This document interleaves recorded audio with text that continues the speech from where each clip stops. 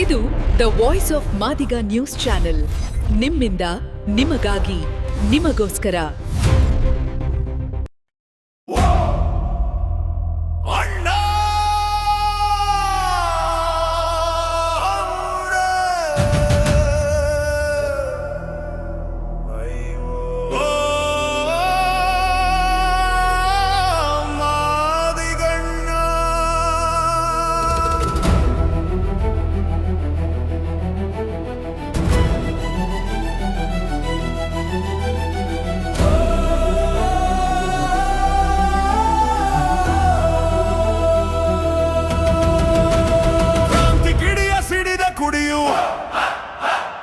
ಮೌನ ಮುರಿದು ಹೆಜ್ಜೆ ತುಳಿದು ಸಿಡಿದು ನಿಂತು ಹಕ್ಕು ಪಡೆಯೋ ಮಾದಿಗಣ್ಣ.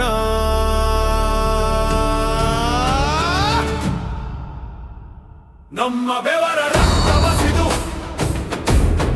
ಒಡಲ ಉರಿಯ ಬೆಂಕಿ ಚೆಲ್ಲಿ ಕೆಟ್ಟ ಕನಸ ಗಂಟು ಕಟ್ಟಿ ಸುಟ್ಟು ಬೂದಿ ಮಾಡ ಬನ್ನಿ.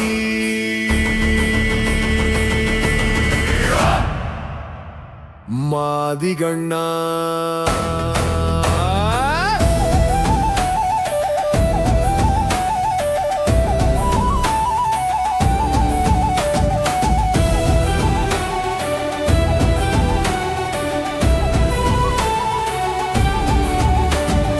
ಜಗದಾರಿ ಜೈ ಮಾದಿಗನೇ.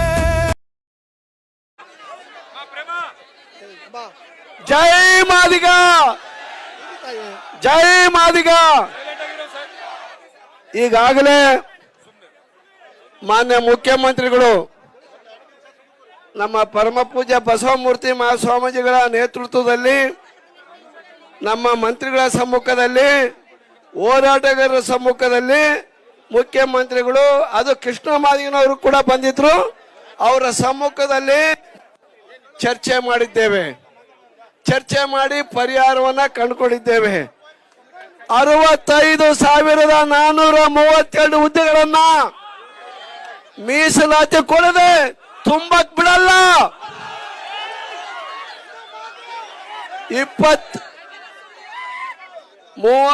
27ನೇ ತಾರೀಕು ನಡೀತಕ್ಕಂತ ಸಚಿವ ಸಂಪುಟದಲ್ಲಿ ನಮ್ಮ ಪಾಲು ಏನಿದೆ ಅನ್ನಲ್ಲ ಪಾಲು ಹಂಚಿಕೆ ಆಗುತ್ತೆ.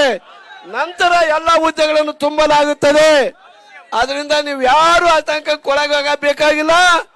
ಒಂದು ವೇಳೆ ಅದಂಗ ಆಗದೆ ಹೋದ್ರೆ ಈ ಸರ್ಕಾರ ಕೇಳ್ತೇವೆ, ನಮ್ಮ ಬೇಡಿಕೆಯನ್ನ ಈಡೇರಿಸಿ, ಇಲ್ಲ ಮಾದಿಗರ ಸಾವನ್ನ ಎದುರಿಸಿ ಅಂತಂದೇಳಿ ನಾವು ಬರ್ತೀವಿ. ಏನ್ ಹೇಳ, ಮಾದಿಗರ ಒಳ ಮೀಸಲಾತಿಯನ್ನ ಈಡೇರಿಸಿ, ಇಲ್ಲ ನಮ್ಮ ಆತ್ಮರ್ಪಣೆಯ ಸವಾಲನ್ನ ಎದುರಿಸಿ. ಗೊತ್ತಾಯ್ತಾ? 15ನೇ ತಾರೀಕಿನವರೆಗೂ ಎಷ್ಟು ಹೋರಾಟ ಮಾಡಿದಿರಿ. ನಿಮ್ಮ ಹೋರಾಟಕ್ಕೆಲ್ಲ ಶ್ರಮದ ಫಲದಿಂದ ಇವತ್ತು ಸಿಗ್ತಾ ಇದೆ. ನಿಮ್ಮ ಹೋರಾಟದ ಫಲದಿಂದ 27ನೇ ತಾರೀಕು ಮಾದಿಗರಿಗೆ ಸ್ವಾತಂತ್ರ್ಯ ಸಿಗ್ತಾ ಇದೆ. ಆದ್ರಿಂದ ಮುನಿಯಪ್ಪನವ್ರ ನೇತೃತ್ವದಲ್ಲಿ ಮುನಿಯಪ್ಪನವರು ಇವತ್ತಂತ ಹಿರಿಯ ಜೀವಿ 2-3 ತಿಂಗಳಿಂದ ನಾವು ಸತತವಾಗಿ ಮುಖ್ಯಮಂತ್ರಿಗಳ ಸಂಪರ್ಕವನ್ನು ಇಟ್ಕೊಂಡು ಸ್ವಾಮೀಜಿಗಳು ನಮ್ಮ ನಾಯಕರುಗಳು ಎಲ್ಲ ಹೋರಾಟಗಾರರ ಜೊತೆಗೆ ಸಂಪರ್ಕವನ್ನು ಇಟ್ಕೊಂಡು ನಾವು ಇದನ್ನ ಸಾಧನೆ ಮಾಡ್ಕೊಂತ ಬಂದಿದ್ದೇವೆ.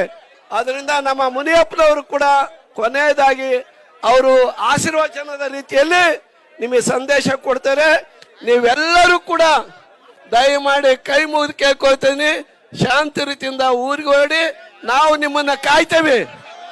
ಅದೆಲ್ಲ ಬೇಡ ಬೇಡ ಬೇಡ. ಸುಮ್ನೆ ನೀನ್ ಇಲ್ಲೇ ಇರು. ಅದರಿಂದ ಆಯ್ತು, ನೀವು ಯಾರಾದ್ರೂ ಇರ್ರಿ, ಬರೋಣ ಬರ್ರಿ, ಅವ್ರು ಮಾತಾಡ್ಬಿಡ್ಲಿ.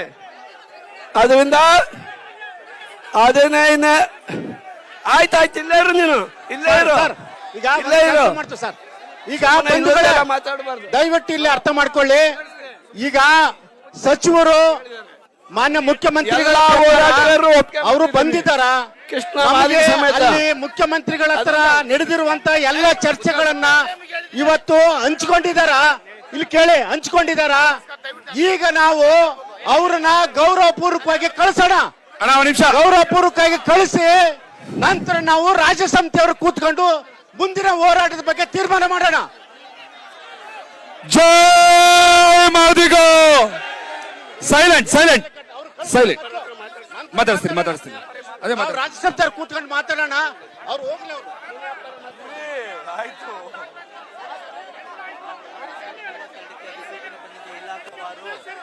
ನೋಡಿ, ಮುಖ್ಯಮಂತ್ರಿಗಳು ದಯವಿಟ್ಟು ಅವರು ಭರವಸೆ ಕೊಟ್ಟಿದ್ದಾರ.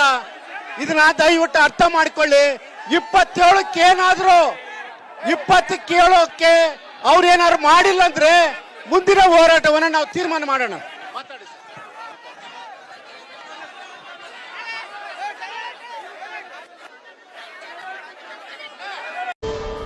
ದ ವಾಯ್ಸ್ ಆಫ್ ಮಾದಿಗ, ನಿಮ್ಮಿಂದ ನಿಮಗಾಗಿ, ಸತ್ಯದ ಪರವಾಗಿ, ಸಮಾನತೆಯ ಹಾದಿಯಲ್ಲಿ.